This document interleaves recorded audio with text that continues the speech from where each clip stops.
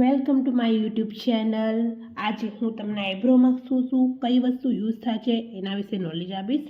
First of તો કાતર, તમે કાતર કોઈ બી યુઝ કરી શકો છો, નાની મોટી તમને ફાવે એવી યુઝ કરી શકો છો। સેકન્ડ છે પાવડર, પાવડર પણ તમે કોઈ બી યુઝ કરી શકો છો, કોઈ બી બ્રાન્ડનો યુઝ કરી શકો છો। અને છેલ્લે છે રીલ, રીલ પણ તમે કોઈ બી યુઝ કરી શકો છો।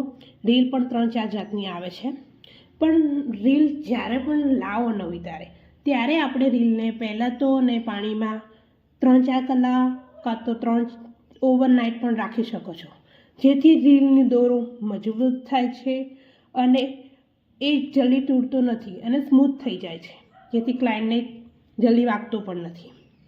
તો હંમેશા એ યાદ રાખવું કે નવું રીલ ખરીદો ત્યારે એને પાણીમાં પલાળીને પછી જ યુઝ કરો।